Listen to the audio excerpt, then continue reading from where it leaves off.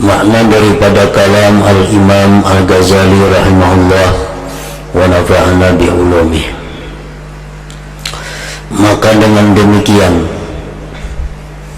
setiap orang yang berpisah dengan rohnya, setiap orang yang meninggal dunia dalam keadaan ingkar kepada Allah Ta'ala di hatinya dan nampak kebencian kepada perbuatan Allah di hatinya pada dipisahkannya antara dia dan keluarganya dan hartanya dan kekasihnya yang lain, niscaya kematiannya itu merupakan kedatangan kepada yang dibencinya dan berpisah dengan apa yang dicintainya. Nah, orang yang dicabut nyawanya dalam keadaan tidak suka kepada Allah, orang yang dicabut nyawanya dalam keadaan kecewa atas ketetapan Allah yang ingin memisahkannya dengan hartanya, dengan keluarganya, dengan orang-orang yang dicintainya.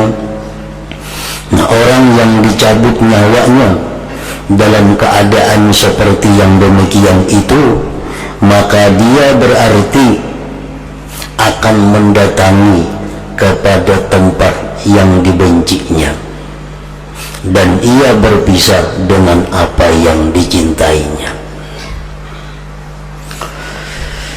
Nah, di saat kita menghadapi kematian, di situ kita sudah tahu, diberitahu bahwa kita ini mati. Mungkin orang-orang di sekitar kita belum tahu, tetapi ini orang sudah diperlihatkan oleh Allah tanda-tanda kematian untuk dirinya.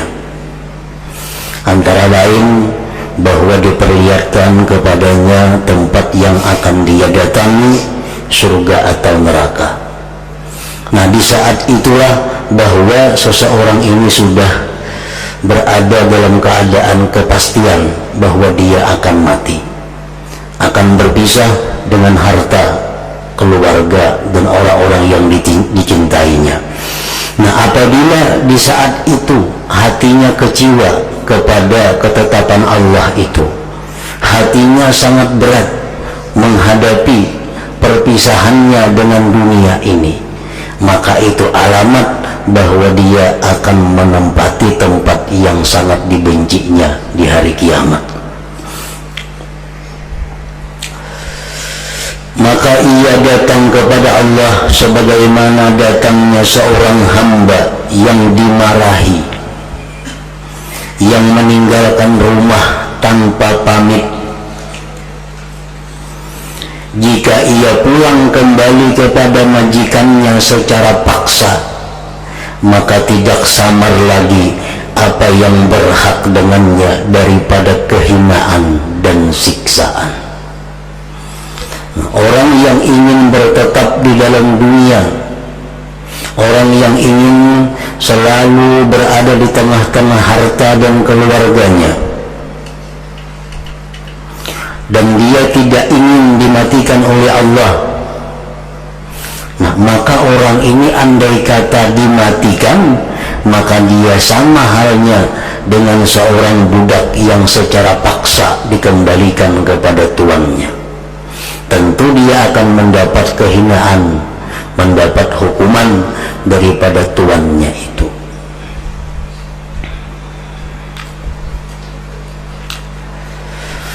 Adapun orang yang meninggal atas cinta,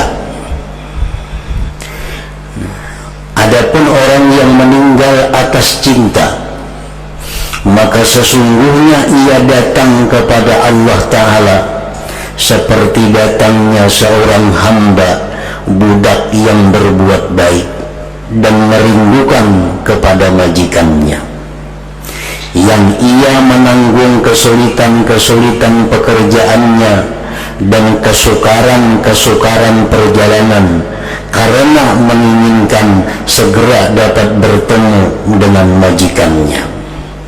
Maka tidak samar lagi apa yang ia temui daripada kegembiraan dan kesenangan dengan semata-mata bertemu, lebih-lebih dari apa yang ia berhak dengannya daripada lemah lembutnya kemuliaan dan indahnya pemberian.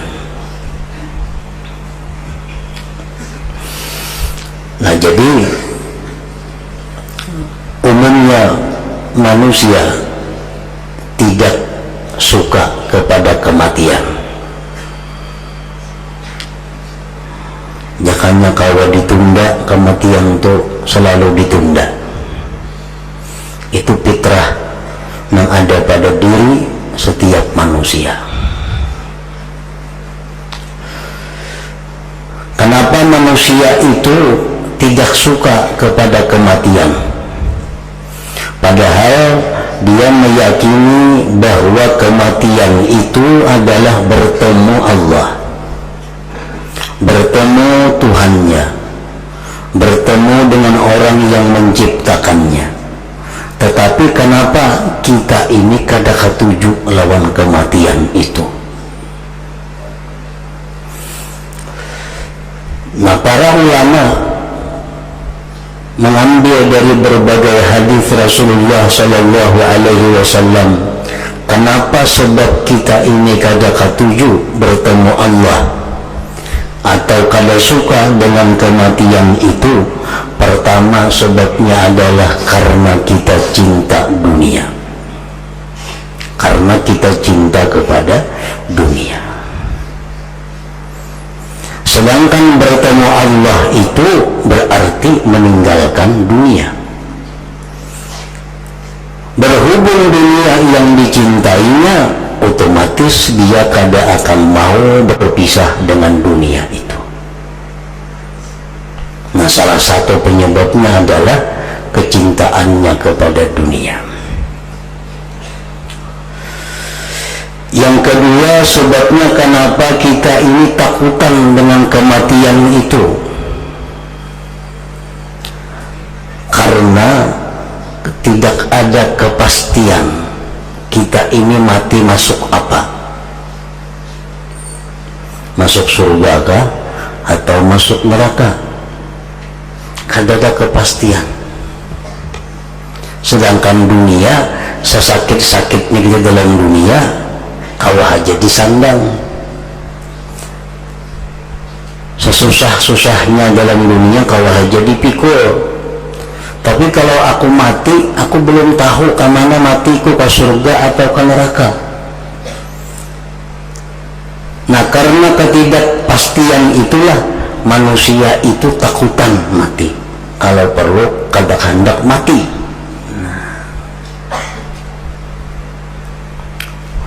Yang ketiga penyebabnya kenapa kita takutan mati itu, karena kita merasa kada punya apa-apa di sana. Kada punya apa-apa. Jakanya kita nih di sana ada punya kebun, jaka di sana kita ada punya gedung, jika di sana kita ada punya semuaan, tentu kita kada akan takut mati. Di sana kita kada tahu, kita kada berisi rumah di sana, kita kada berisi keluarga, kada berisi kendaraan, kada berisi kebun. Maka pacang ke situ kita datang. Nah, oleh karena itu kita tahu kita kada berisi apa-apa, lalu kita takutan ke situ, takutan ke situ. Sama halnya orang dalam penjara. Orang dalam penjara itu susah, makan terbatas, semuaan terbatas.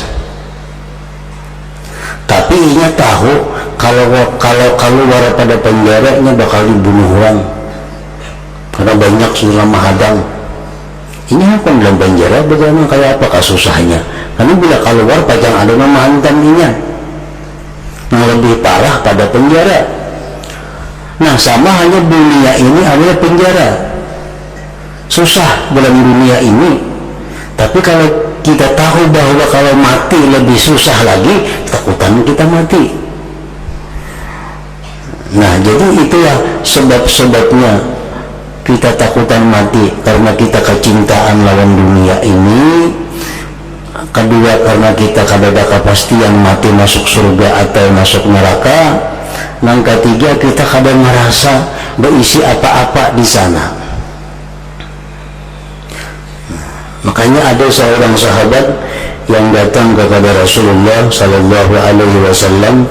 Ujar sahabat itu, wahai Rasul, kenapa ulun takutan mati?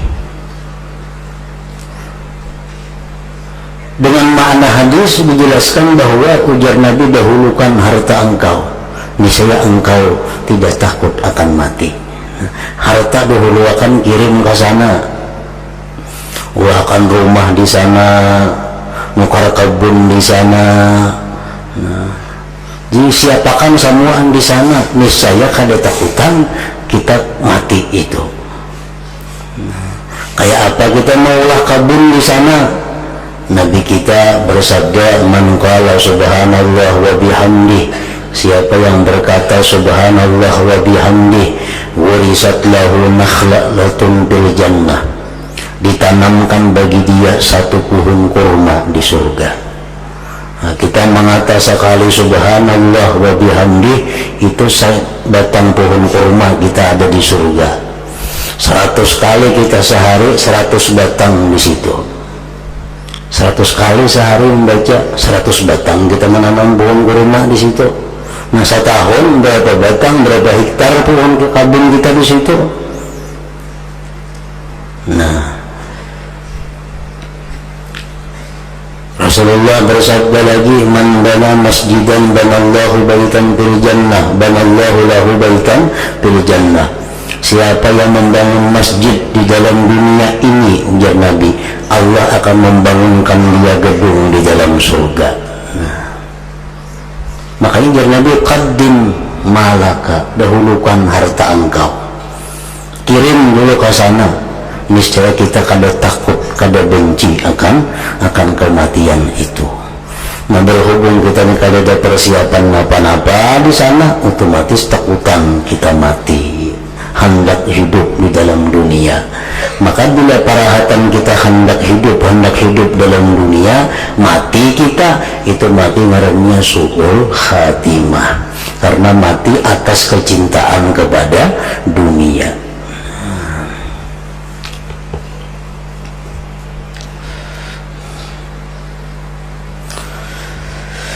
Orang-orang yang beriman, orang-orang yang banyak beramal saleh, itu sudah jelas mereka itu kada takutan mati.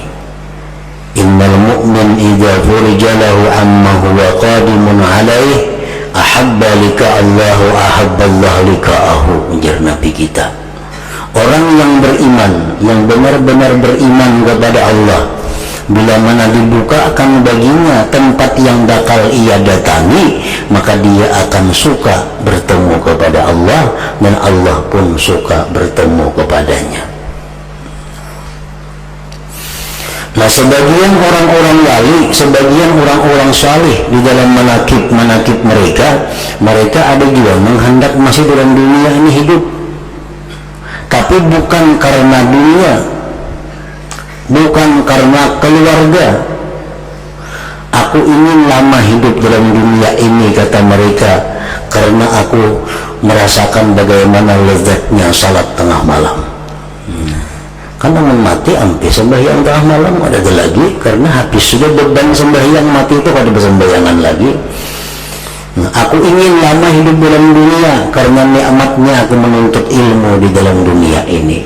Nah, orang-orang salihin itu mereka hendak panjang umur, tapi kenikmatan mereka bukan pada dunia, bukan karena sayang dengan dunia, tapi karena mereka menemukan kenikmatan akhirat di dalam dunia ini. Ma'uhibbul baqa illa salatul lail, kata mereka, aku tidak suka kekal dalam dunia ini melainkan hanya sembahyang malam. Sembahyang malam itu yang membuat aku ini ingin panjang umur, Sembahyang malam itu yang ingin aku lama di dalam dunia ini hidup. Nah, karena sembahyang malam hanya bisa dilaksanakan di dalam dunia. Di akhirat kan ada lagi sembahyang malam. Nah, jadi memang ada sebagian orang-orang wali, orang-orang saleh yang ketujuh dalam dunia ini hidup, tapi bukan untuk mencintai dunia, mengurus dunia, tetapi karena nikmatnya munajat, nikmatnya berdialog, nikmatnya berzikir kepada Allah di dalam dunia ini.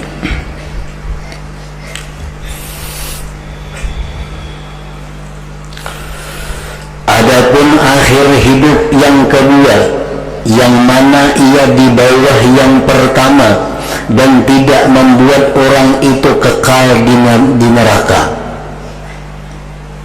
Kalau orang mati dalam keadaan i'tikad yang salah,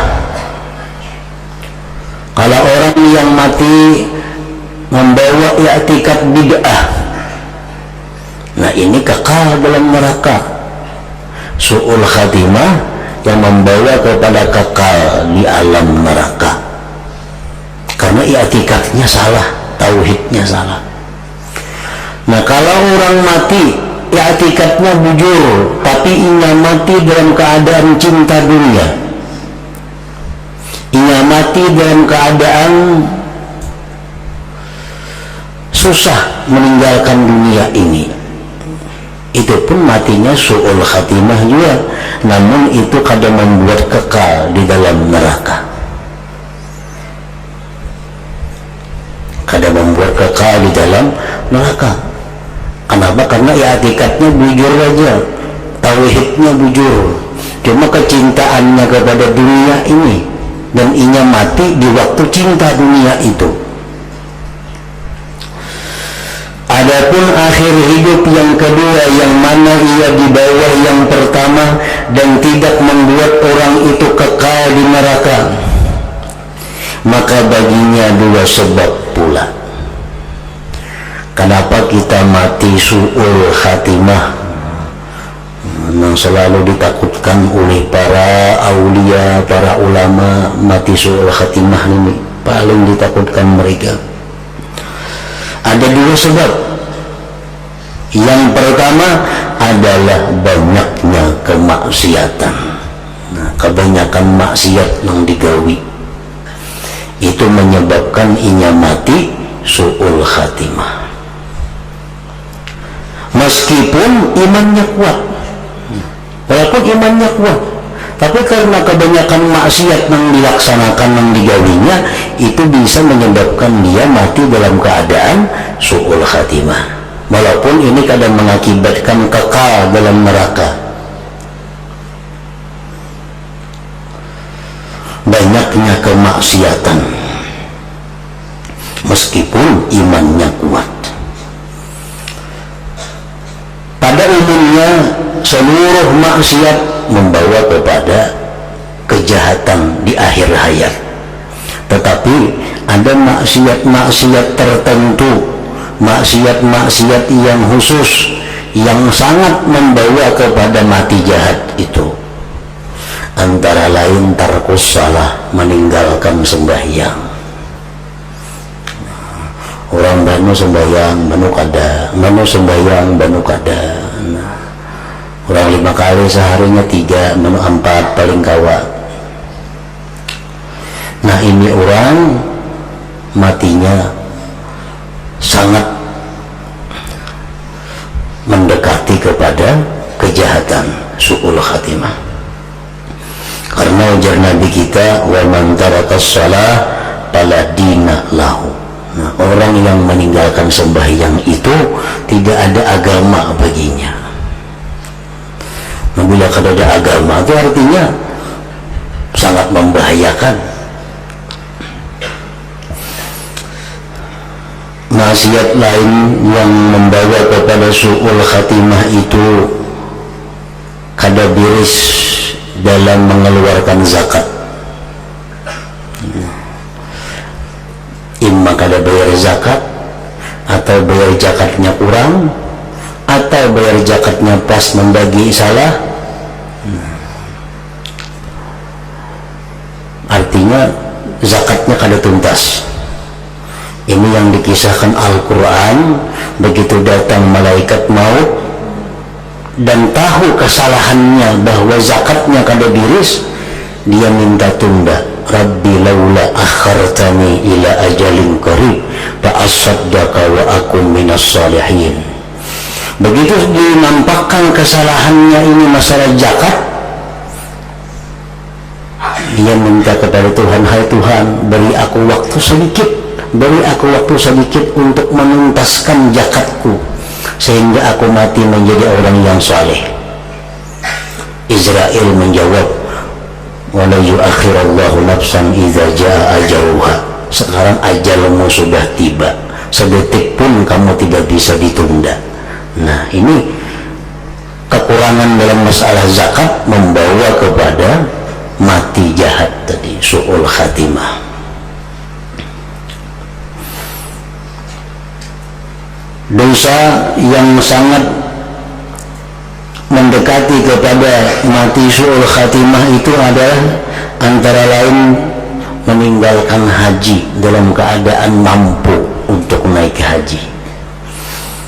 Rasulullah mengatakan, man malaka zadan aw rahilatan tuballighuhu hajja baitillahil haram wa lam yahujja fala alai ayyamuta yahudiyan aw nasraniyan.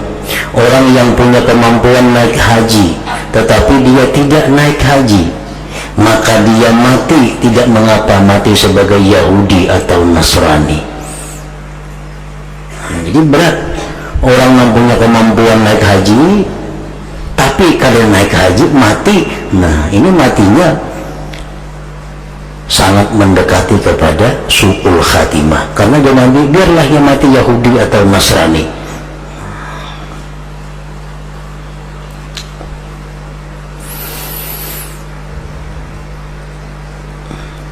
Ini maksiat khusus yang mendekatkan kepada su'ul khatimah. Antara lain lagi maksiat itu, ujar Nabi kita, arba'atu nafarin haqqun 'ala Allah alla yudkhilahumul jannah wa la yudhikahum na'imaha. Ada 4 golongan yang pasti Allah kada masukkan mereka ke surga dan kada Allah rasakan nikmatnya surga. 1, mudminu khamrin, orang yang suka minum arak. Wa akilur riba, orang yang makan riba.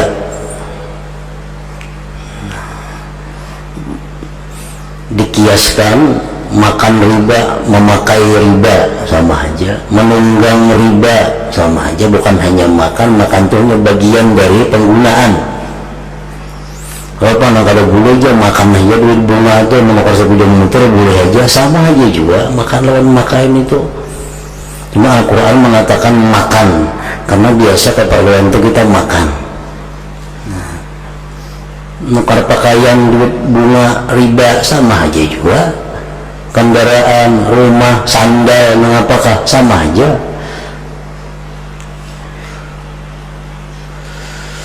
Wa akilu malil yatim, makan harta anak yatim.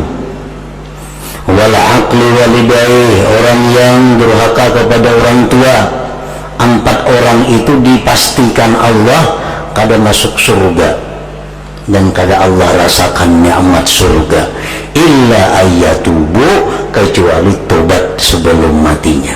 Nah, kecuali tobat.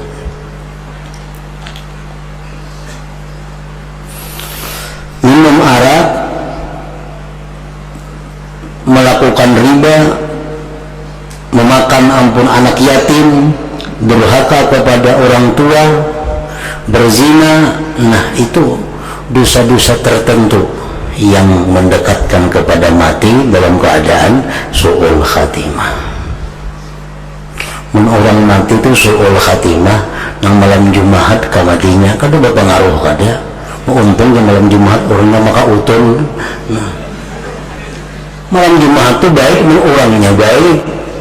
Kamu orangnya kada baik, maksudnya matinya malam apa, bulan apa?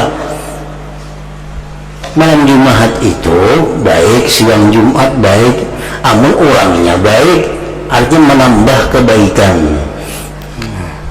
Amal orangnya kada baik, ada jadi masalah, lama-lama apa kayaknya mati.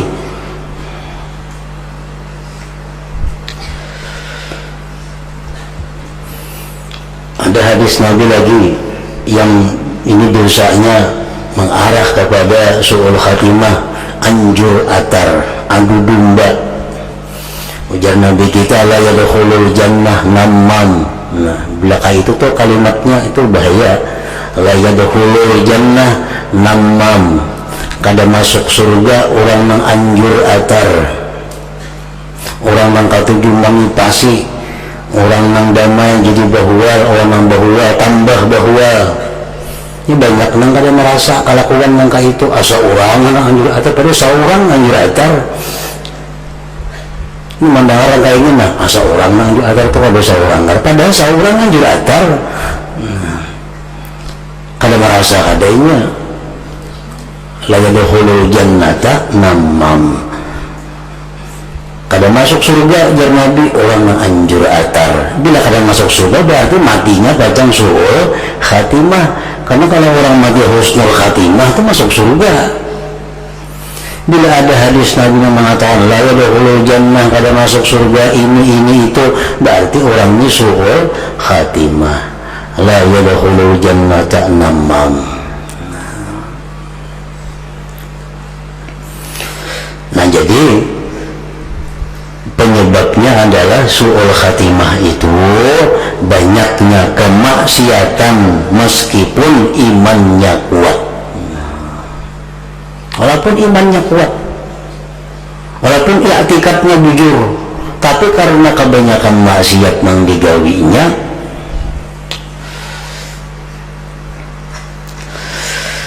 lalu mengakibatkan su'ul khatimah. Dan yang lain, sebab yang kedua adalah lemahnya iman. Meskipun sedikit berbuat maksiat, nah, orang ini imannya lemah, imannya kada kuat, imannya mudah goyah. Walaupun maksiat kada banyak, orangnya kada pemandir sandung benar. Ada soman betura, apalagi manjur atar orang, apalagi madu domba orang, nggak ada bisa. Banyak di rumah hanya begana, tapi bagaul, hanya dosanya kada banyak orang nih, cuma imannya kada kuat. Kenapa kada kuat? Karena nya kada mengaji. Yang di rumah begana, kada mengaji. Bila orang kada mengaji, kada pernah memperkuat imannya. Nah, iman yang kada kuat ini mengakibatkan ini kena mati dalam keadaan su'ul khatimah juga, walaupun maksiatnya kada banyak. Dan penjelasan yang demikian itu karena melakukan maksiat itu sebabnya kuatnya syahwat dan melekatnya syahwat dalam hati, dengan banyaknya kecenderungan hati dan kebiasaan atas yang demikian. Semua yang disenangi oleh manusia dalam umurnya, maka ingatannya kembali kepada hatinya ketika akan meninggal. Jadi waktu kita hendak meninggal dunia itu, yang muncul dalam hati kita apa yang kita senangi dalam dunia.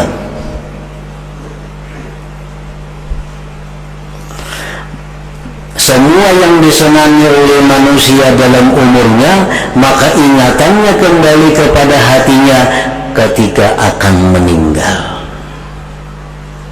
Amun orang senang mengucap la ilaha illallah, berapa sehari banyak mengucap la ilaha illallah, begitunya hendak mati kena kalimat itu mengingatnya. Amun orang siang malam kalkulator dikucap hendak mati, kena kalkulator rugi. Ingat di situ.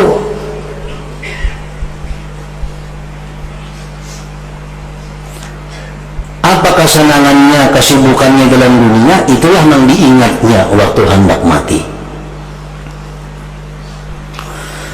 Apabila kesenangannya lebih banyak kepada taat, maka kebanyakan yang datang dalam hatinya adalah ingat kepada taat kepada Allah Ta'ala.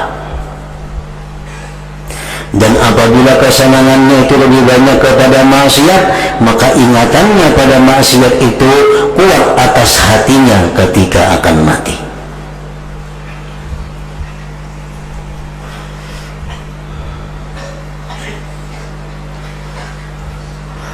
Maka kadang-kadang rohnya itu dicabut ketika kuatnya syahwat dari kesenangan dunia dan maksiat dari maksiat-maksiat.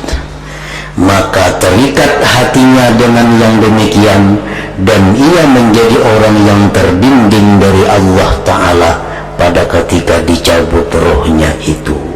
Maka su'ul khatimahlah orang ini.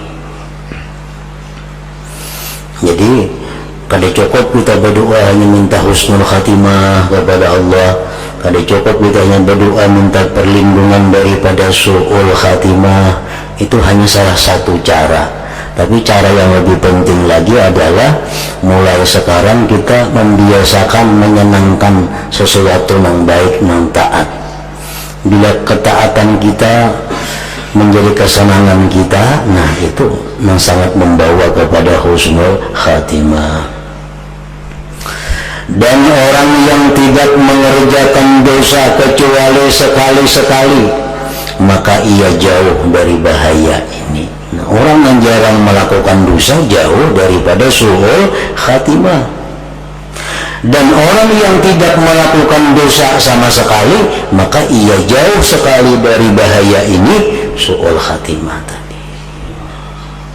Dan orang yang kemaksiatannya itu kuat atas dirinya, dan kemaksiatannya itu lebih banyak daripada taatnya, dan hatinya dengan kemaksiatan itu lebih senang daripada dengan taat, maka ini bahaya besar sekali pada dirinya. Orang yang kesenangannya bila dapat dunia, orang yang kesenangannya bila dapat maksiat. Nah, ini kesenangannya itu Bang, bila dapat dunia, wah luar biasa gembiranya. Nah ini ya, alamat itu, alamat kita mati ingat kepada dunia. Kami akan memperkenalkan ini dengan contoh, ujar Imam Ghazali, yaitu bahwasanya tidak samar, artinya jelas, atasmu bahwa manusia itu bermimpi dalam tidurnya sejumlah dari hal ihwalnya yang dikenalnya sepanjang umurnya, sehingga ia tidak bermimpi melainkan contoh yang dilihatnya dalam keadaan jaga. Mimpi dan mimpi, sebagian besar sebabnya bermimpi itu adalah kita mengenal atau melihat atau mendengarnya di waktu jaga.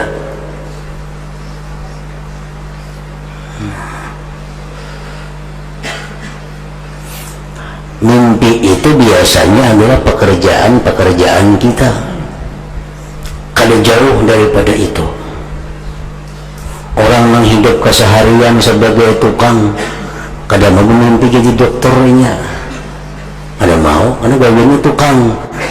Minta mimpi dari hubungan orang, bagaimana atau di mana membaiki rumah orang. Karena pekerjaannya sehari-hari adalah tukang. Mimpinya itu kada jauh daripada pertukangan. Karena itu yang ia kenal, yang ia lihat, ia dengar, ia rasa setiap hari. Hatinya banyak ke sana, sehingga ia tidak bermimpi melainkan contoh yang dilihatnya dalam keadaan jaga.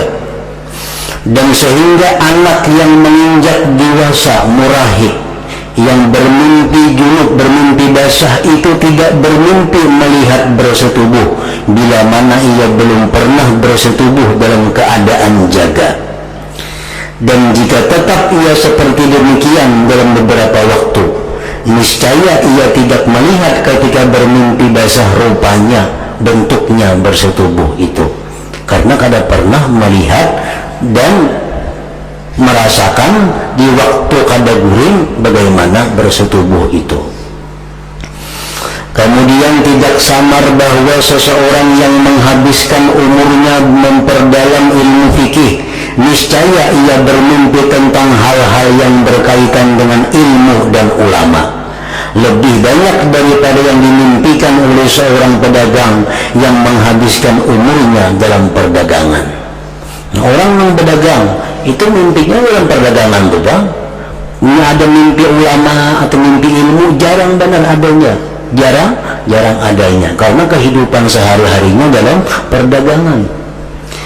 Dan seorang pedagang bermimpi tentang hal-hal yang berkaitan dengan perdagangan dan sebab-sebabnya lebih banyak daripada yang dimimpikan oleh seorang dokter dan seorang ahli fikih. Dokter mau jadi mimpinya perdagangan cuma jarang, karena kesehariannya hidupnya adalah di bidang kedokteran. Karena sesuatu yang nampak dalam keadaan tidur itu adalah apa yang dihasilkannya sesuai dengan hati, sebab lama sayangnya atau sebab yang lain dari sebab-sebab. Orang hendak bermimpi jadi temuan Nabi, nah itu bisa aja bertemuan Nabi, tapi kalau sudah kerinduannya dengan Nabi itu luar biasa, ribuan kali ia sebut nama Nabi, sehingga sampai-sampai tak bawa guling salawatnya, nak mau mimpi Nabi ini tuh mau 10 besukan 10 kamarian nak mimpi Nabi katanya mau.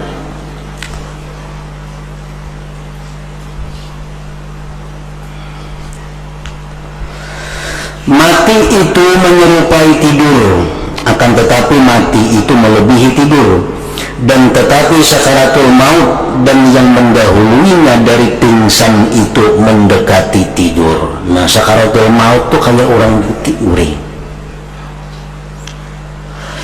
Maka yang demikian itu mengharuskan mengingat apa yang disayangi oleh hati. Dan sakaratul maut itu apa yang kita ingat? Nah, apa yang disayangi hati itu yang diingat.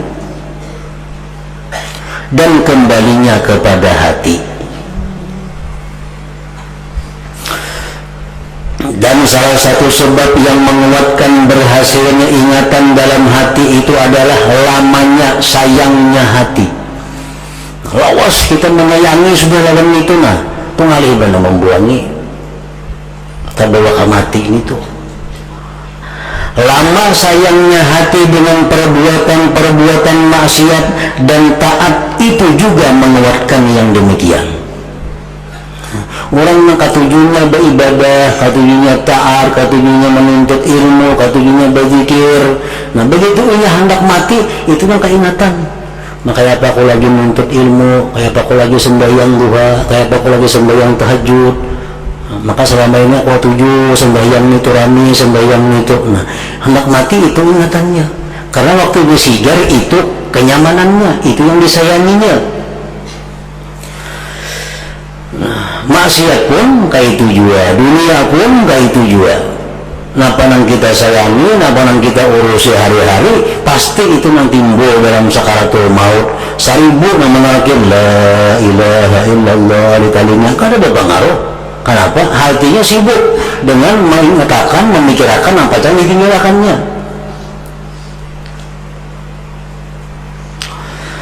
Dan demikian juga tidurnya orang-orang saleh berbeda dengan tidurnya orang-orang fasik, karena kesehariannya berlain. Maka kuatnya sayang hati itu menjadi sebab pada tergambarnya bentuk perbuatan jahat dalam hatinya, dan hatinya cenderung kepadanya. Maka kadang-kadang barangkali ruhnya itu dicabut atas perbuatan yang demikian. Di waktu mengingat maksiat, di waktu mengingat dunia, mati. Nah, kadang-kadang bisa rahatan itu dicabut. Maka keadaan yang demikian itu menjadi sebab su'ul khatimah. Meskipun aslul iman masih ada, walaupun imannya masih ada, dengan sekira-kira diharapkan baginya selamat dari yang demikian. Nah, kalau asal imannya masih ada, tapi hatinya waktu mati itu ingat kepada dunia, atau kepada maksiat, nah itu matinya suul khatimah, artinya masuk neraka dahulu. Karena imannya ada, satu saat akan dikeluarkan, akan dibangkit daripada api neraka itu. Nah, hingga situ. Dan sebagaimana